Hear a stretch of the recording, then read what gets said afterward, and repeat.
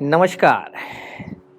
प्रजापिता ब्रह्मा कुमारी ईश्वरीय विश्वविद्यालय आज ज्ञान मंथन स्टूडियो आया हुआ है मान सरोवर में। ज्ञान मान सरोवर है इसका नाम है। अब बहुत ही विचित्र अनुभव हो रहे हैं इस भट्टी में। हालो हम भट्टी में आए हुए हैं और चारों तरफ हरियाली है।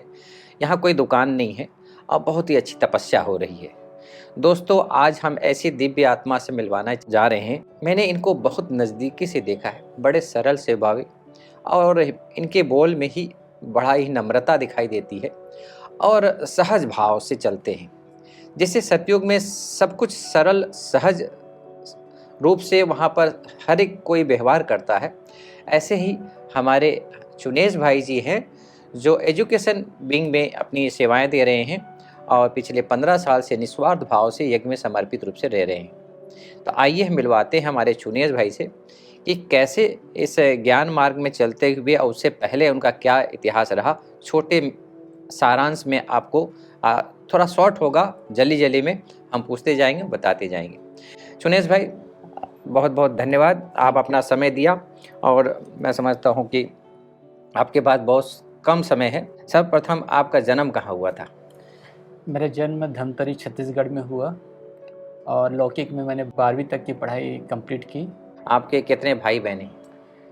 हम लोग 2 भाई और 1 बहन होते हैं। बहन छोटी है और भाई और बहन दोनों की शादी हो गई है। अचानक आप ब्रह्मा कुमारी के संपर्क में कैसे आए? मैं 5 साल तक न्यूज़पेपर में कंप्यूटर ऑपरेटर की सेवा किया, तो वहाँ पे एक बीके भाई था, तो वो ज्ञान में चलता था। तो एक दिन मैंने उनको पूछा कि मुझे प्रजापिता ब्रह्मा कुमारी ईश्वरीय विश्वविद्यालय, जहाँ 350 आध्यात्मिक मूर्तियाँ हैं धमतरी छत्तीसगढ़ में, तो मुझे देखना है। तो उन्होंने कभी मुझे नहीं बताया था पहले कि मैं इस संस्था से जुड़ा हूँ। तो जब मैंने उनको पूछा तो उन्होंने बोला कि आज शाम को चलेंगे। फिर शाम को जब मैंने कहा तो उन्होंने कहा कि आज लेट हो गया है, कल चलेंगे।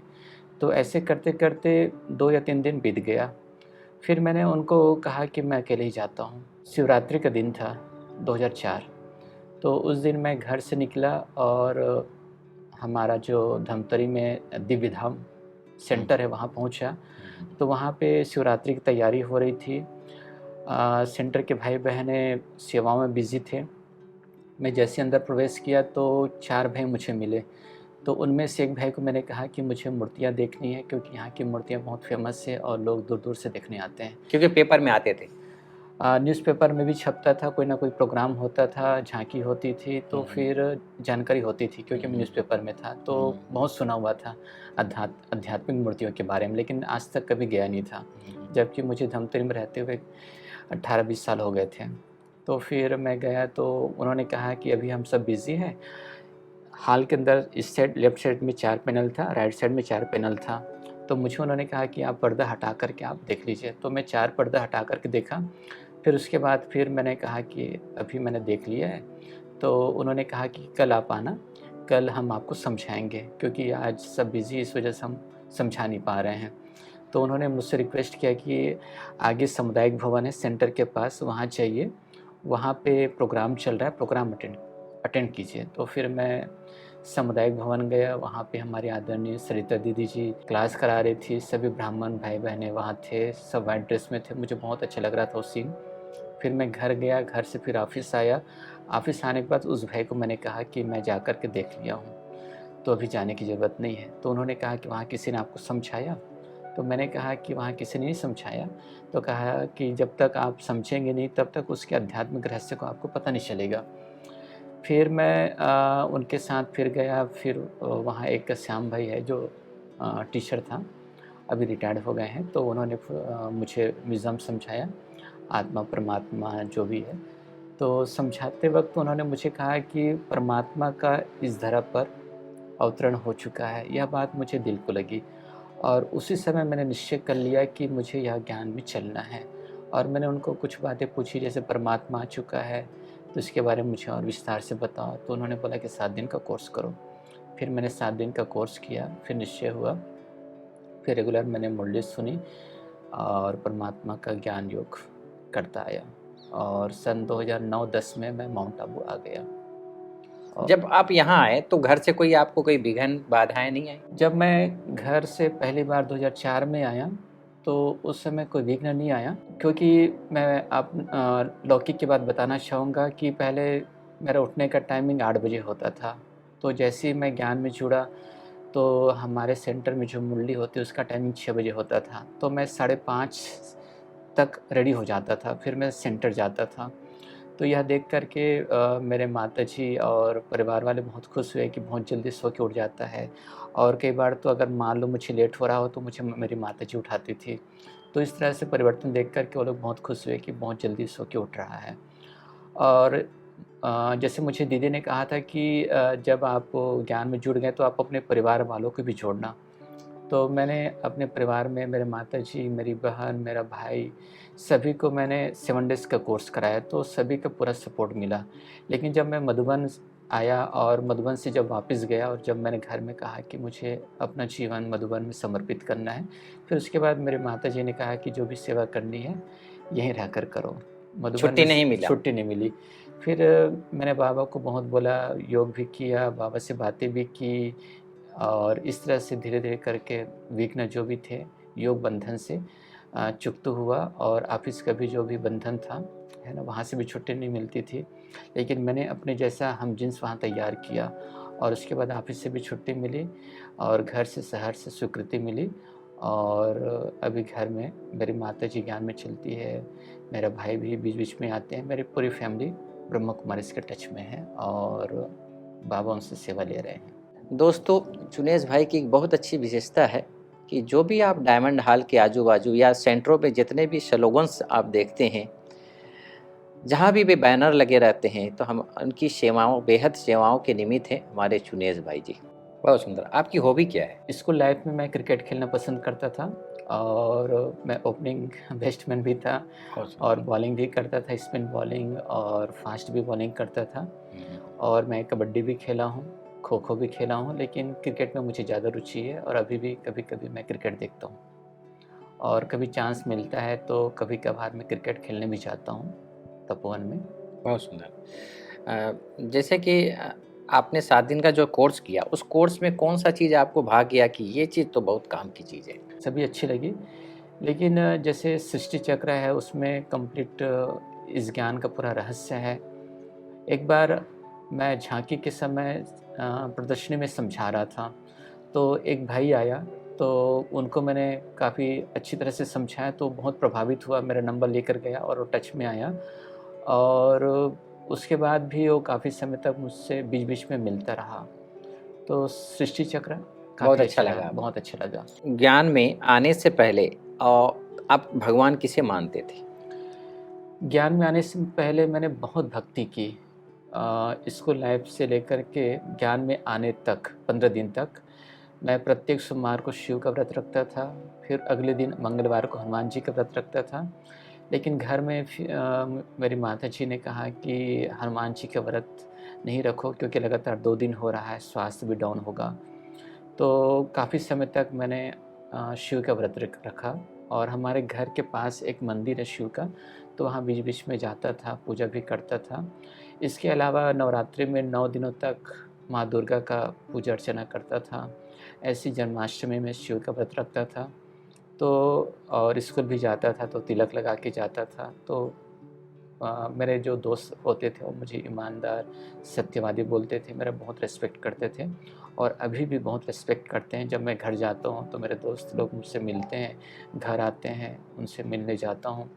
तो आपस में हम लोगों का बहुत अच्छा स्नेह प्रेम है। हम लोगों का स्कूल फ्रेंड का व्हाट्सएप ग्रुप है, उसमें सब मिलते हैं और यहाँ की कुछ बातें, ज्ञान की बातें मैं शेयर भी करता हूँ जो उनके अनुकूल हो और प्रोग्राम भी शेयर करता हूँ। आपका भी भक्ति पूरी हो गई, ज्ञान में आ गए। जी। ज्ञान में आने के बाद आपकी दिनचर्या क्या है? ज्ञान में आने के बाद अमृत वेला उठना, मुरली सुनना, ऑफ़िस में सेवाएँ करना, शाम को पुनः फिर योग करना, फिर उसके बाद बाबा को गुड नाइट करके सोना और इस बीच जब हमारे कॉन्फ्रेंस होते हैं, प्रोग्राम्स चलते हैं तो टाइम टेबल चेंज हो जाता है और इस बीच कई बार अमृत वेला में भी ऊपर-नीचे होता है क्योंकि दिन भर हम सेवा करते हैं तो शरीर को भी थोड़ा-सा देखना पड़ता है। लेकिन हम कोशिश करते हैं कि अमृत वेला मिस ना हो, मुरली क्लास मिस ना हो। लेकिन अनेकों बार मुरली क्लास के समय हमें सेवा करनी पड़ती है क्योंकि सिचुएशन ऐसा बन जाता है। लेकिन जब कोरोना काल हुआ उस समय बाबा ने काफ़ी तपस्या कराई, 6-6 घंटा योग किए, 8 घंटा योग किए और ऐसे और बाबा ने जैसे अव्यक्तवाणियों में कहा है कि आगे चल कर के यही सब काम आने वाला है, तो हमारा एम यही होता है कि हम पुनः पुरुषार्थ पहले जैसे करें। अभी सेवा के कारण ज़िम्मेदारी अधिक है, तो पुरुषार्थ कम है। सुरेश भाई, जैसे कि आप अभी ज्ञान में आए, भक्ति आपने किया, उस भक्ति जो आप करते थे, ज्ञान में आने के बाद उस जो आपने कार्य किया है भक्ति का, उसको किस भाव से देखते हैं आप? मैंने ये किया, माना उससे हमको क्या मिलता है और अभी जो कर रहे हैं उससे हमें क्या मिल रहा है? कितना अंतर है दोनों? ज्ञान में आने के बाद जो मैंने भक्ति की है, उसका फल मुझे बाबा ने दिया है, मधुबन मुझे बैठा के रखा है। बाबा मुझसे मधुबन में सेवाएँ ले रही है। ओके। उस जो भक्ति आपने किया, उस भाव को आप इमर्ज करो वहाँ, और इसमें क्या अंतर है? भक्ति में हमारे पास विज़न नहीं होता, लक्ष्य नहीं होता कि हमें क्या बनना है और हम भक्ति केवल इतना करते हैं कि हमें भगवान की प्राप्ति हो जाए, भगवान के दर्शन हो जाए, साक्षात्कार हो जाए या फिर हमारा जीवन अच्छा हो जाए या फिर घर परिवार में शांति आए। ग्रंथ पढ़ लेते हैं या फिर किसी की अच्छी बातें पढ़ लेते हैं तो हम जा कर के मंदिर जाते हैं, आरती करते हैं। तो ये सब भक्ति का जो क्षेत्र है वो सीमित है। लेकिन जब ज्ञान में आते हैं तो बाबा हमें लक्ष्य देते हैं कि बच्चे तुम्हें लक्ष्मी नारायण जैसा बनना है, तुम सतयुग के राजकुमार हो, तुम्हें अपना जीवन परमात्मा को जैसे तुमने सौंपा है तो तुम्हारा जीवन है ना पूरे 84 जन्मों में महान रहा है, तुम्हें केवल दुःख केवल लास्ट के कुछ जन्मों में ही मिला हुआ है। तो भक्ति मार्ग से ज्ञान मार्ग में जब आते हैं तो बाबा हमें बहुत सारी बातें बताते हैं, ग्रंथों का रहस्य बताते हैं, सार बताते हैं, ड्रामा का राज बताते हैं और ज्ञान मार्ग में हम साक्षी भाव से सभी को देखते हैं। बहुत सुंदर। सुरेश भाई, जैसे आपने कहा कि सेवाएँ बहुत होने के कारण पुरुषार्थ पे ध्यान नहीं जाता है। तो सेवाओं से दुआएँ तो मिलती ही है। सेवाओं करते हुए भी कोई भी विघ्न आता है, परिस्थितियाँ आती हैं, उसको आप कैसे सहज रीति से कैसे पार करते हो आप? बाबा ने कहा कि सबके प्रति शुभ भावना, शुभकामना रखना। तो मैं अंदर में ये बात हमेशा रखता हूँ कि मुझे सबके प्रति शुभ भावना, शुभकामना रखना है। रात को सोने से पहले मेरी जो भी दिनचर्या होती है, मैं बाबा को बता के सोता हूँ। इस बीच मैंने जिनको भी अगर बाय मिस्टेक दुःख दिया हो, जाने-अनजाने में या फिर किसी ने मुझसे दुःख पाया हो या मैंने दिया हो, तो सब बाबा को बता कर के मैं माफ़ी माँग लेता हूँ या माफ़ कर देता हूँ। तो ये सब बातें मैं क्लीन होकर के सोता हूँ। आज की युवा पीढ़ी जो है व्यसन से युक्त है, उससे आप क्या संदेश देना चाहेंगे कि वो कैसे अपने आप को व्यसन से छुटकारा पाए और एक नया जीवन प्राप्त करे? व्यसन से मुक्त होना तो सबसे पहले संकल्पों को पावरफुल बनाना पड़ेगा। अपनी दिनचर्या सेट करना होगा, अपनी फैमिली में समय देना पड़ेगा। अगर वो ज्ञान मार्ग में है तो बाबा के जो महावाक्य है, उसका बार-बार उनको चिंतन मनन करना पड़ेगा। अव्यक्तवाणी पढ़नी पड़ेगी, राजयोग का अभ्यास करना पड़ेगा। जब हम प्रतिदिन इस प्रकार की दिनचर्या बनाते हैं तो ऑटोमेटिकली हम व्यसन से मुक्त हो जाते हैं। हमें अलग से ना कोई दवाई लेनी है, ना किसी से सलाह लेने की ज़रूरत है। हमें केवल अपना टाइम टेबल सेट करना है, मेडिटेशन करना है। अगर हमें तनाव आ रहा है, चिंता हो रही है, तो ऐसे वक़्त में हम स्वयं का बार-बार चेक करें कि तनाव का रीज़न क्या है, चिंता क्यों हो रही है, तो हम इससे मुक्त हो जाएँगे। और एलोपैथी दवाई है या अन्य जो भी दवाई है, हम ना लें तो ज़्यादा बेटर है। हम अपनी समस्याओं का समाधान स्वयं कर सकते हैं। सुरेश भाई, आपने अपना बहुमूल्य समय दिया, इसके लिए आपका बहुत बहुत धन्यवाद और समय निकाल कर आप आए। दोस्तों, जीवन में उतार चढ़ाव तो होते हैं, लेकिन जिस प्रकार से चुनेश भाई ने बड़े ही सरल भाव से कहते हैं, वाणी से प्राणी की परख होती है, तो आपने इस एपिसोड में देखा, बड़े ही नम्र, बड़े ही सॉफ्ट नेचर के हमारे चुनेश भाई बड़े ही सहज भाव से हर प्रश्नों का हल निकाला।